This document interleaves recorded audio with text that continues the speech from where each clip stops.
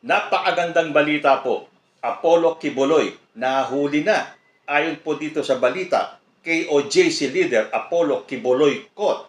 Yan po ang sabi ni Benhur Abalos. Balita sa GMA News, fugitive pastor Apollo Kibuloy has been caught. Interior Secretary Benhur Abalos said Sunday evening.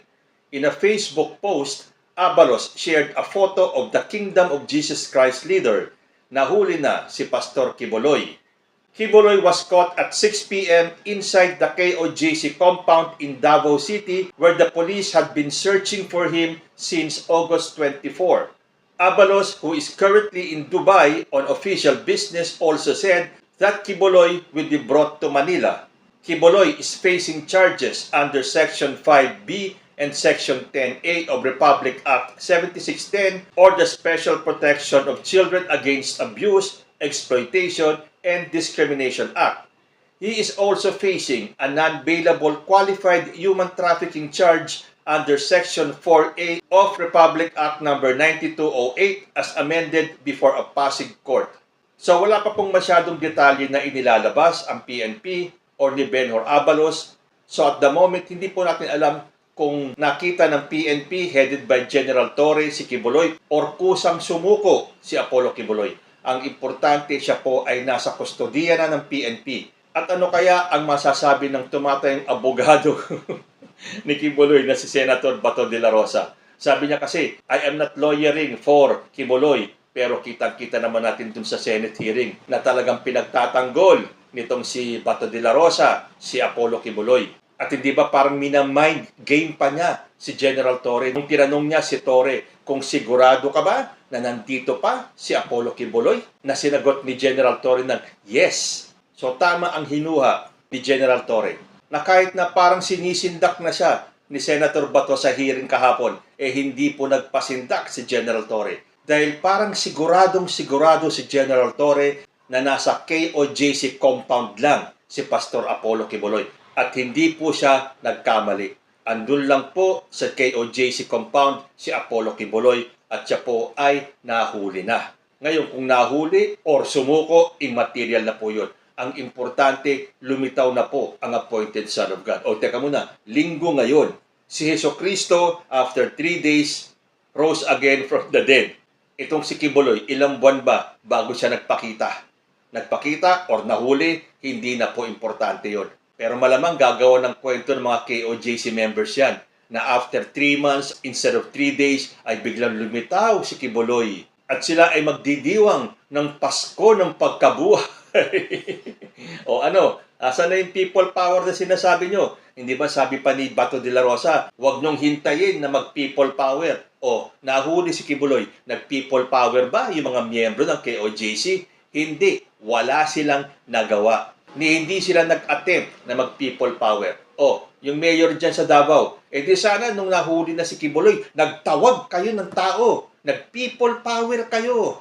Pero mayroong isang people power talaga na nagaganap ngayon. Hindi man lumabas sa kanilang mga bahay ang mga naniniwala na mahuhuli din itong si Kibuloy. Mayroon pong collective na pasasalamat ang lahat na nagdarasal na mahuli na sana itong puganting ito para maharap niya yung mga kaso. At ito na po ang pagkakataon. Ay nako talaga, no?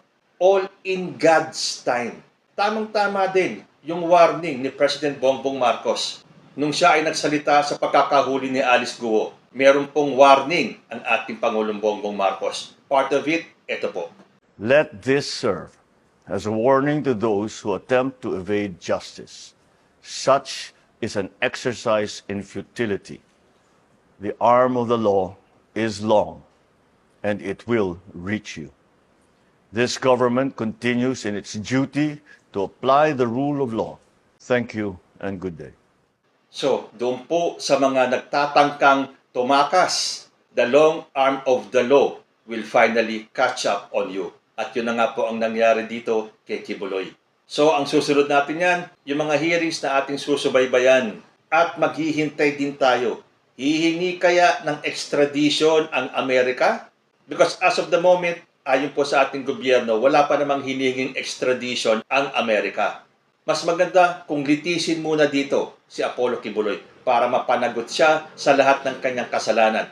kung siya po ay mapapatunayan na nagkasala.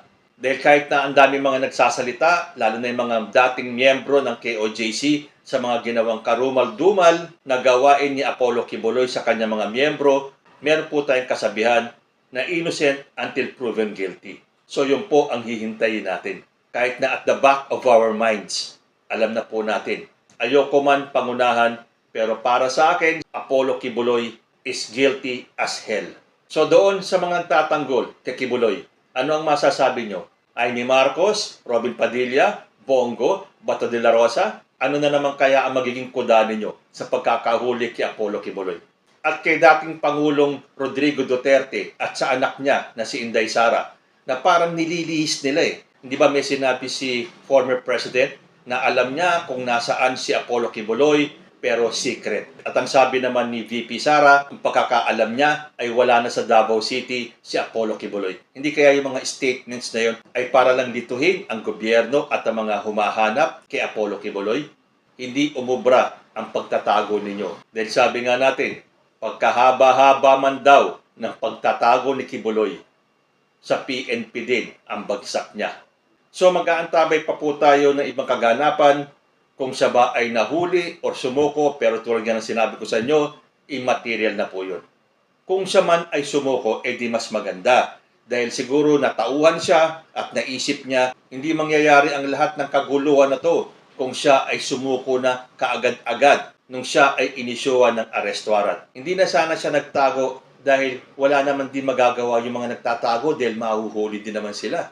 So ngayon, yung apela ni Bato de la Rosa sa ating Pangulong Bongbong Marcos na ibalik daw sa normal ang mga buhay ng mga taga-KOJC at ng ating mga kapulisan, sana nga po bumalik na sa pagka-normal ang buhay ng mga KOJC. Unless, mag-iisip na naman sila na magpi-people power sila para bigyan ng hustisya si Pastor Apollo Quiboloy. Ngayon, maghintay na lang kasi kayo. Humihingi kayo ng hustisya, ito na. Sa totoong korte na, magkakaharap-harap at haharapin na ni Apollo Quiboloy lahat ng akusasyon sa kanya. Kung totoong wala siyang kasalanan at siya ay inosente, so be it. Ang importante, harapin niya. At doon siya magpaliwanag. Total, sinabi niya, meron siyang 20 ba yun? Ang kanya mga magagaling na abogado para siya ay ipagtanggol. So ngayon, saludo po tayo, lalo na kay General Torre, na hindi nagpasindak dito sa mga nag-aabogadong mga senador na dumayo pa ng Davao para mag-Senate hearing. Akala nila, masisindak nila si Torre na wag ituloy ang paghahanap kay Apollo Quiboloy diyan sa KOJC compound. Isip ko tuloy eh. Kaya nila nilalansi si General Torre dahil alam nila na nandyan pa rin sa KOJC compound si Apollo Quiboloy. At kung ano-ano na lang mga senaryo ang inilalabas nila para lituhin si General Torre at i-withdraw ang mga pulis sa compound. Eh sorry, sabi nga ni General Torre, the search for Quiboloy will be continued on our terms, not on theirs. So nagtagumpay po si General Torre at saludo po kami sa inyong lahat. Isa na namang problema ng bayan ang bumagsak. Matapos ng pagkakahuli kay Alice Guo, pansinin nyo, isa-isa po silang bumabagsak. Sino po kaya ang susunod? At nagpapasalamat po tayo sa ating Panginoon Diyos dahil truly, it will always be on God's time. Kayo po, ano ang masasabi ninyo? Comment lang po down below at magbabalik ang usapang Tito Manny. Diyos ti Agnina.